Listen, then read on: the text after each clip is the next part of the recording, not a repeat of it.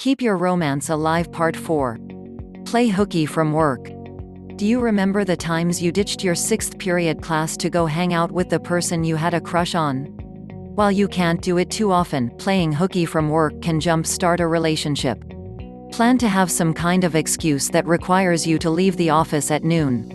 That will give you time to have a leisurely lunch, a romantic encounter, and still be done before the kids get home from school.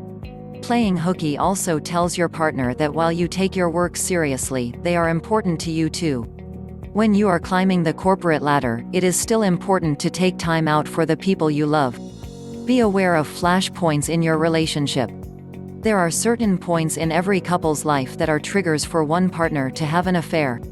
When you are aware of the possibility that the relationship could break and you address these points through good communication, you can save yourself the heartbreak of an affair.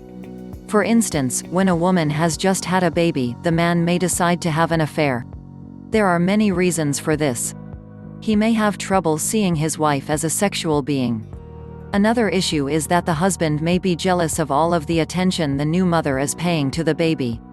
He may go looking for a little mothering himself in the arms of another woman.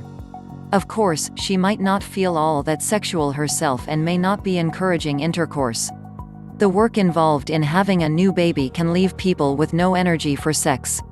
New babies are also a financial drain, and the stress of not having enough money can affect a couple's desire for one another. Having another person, the baby, in the house can be a turn-off in and of itself.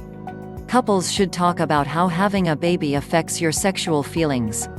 Ironically, having your children leave home can be as much of a stress on your sex life as having them come into the world in the first place. The empty nest syndrome can leave one or both partners feeling purposeless. This empty feeling can result in one partner, often the woman, looking for reassurance in the bed of another person.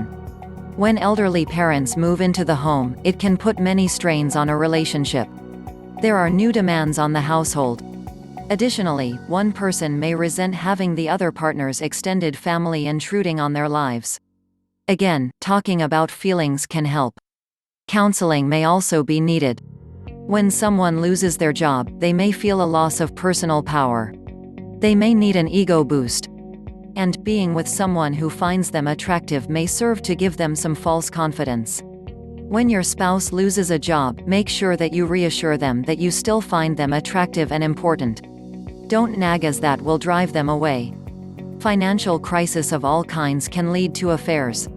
Money tends to be the #1 problem in relationships, so it is no mystery that a financial crisis would cause a crisis in the marriage. Be open about the money problems you are having and work together to find solutions that you can live with. Retirement is another time in one's life where a person feels vulnerable. If your career has been what defines you, suddenly being at loose ends can throw you. You might seek to be redefined through having an affair with another, usually younger person other than your spouse. When your spouse retires, have an open conversation about what is going on in this new phase of life. Finally, when a partner comes down with a long-term illness, whether it is physical or mental, the stress of caring for the other person can lead to a partner seeking uncomplicated solace somewhere else. If you are the partner with the illness, bring up the issue of sexual and emotional support with the other person.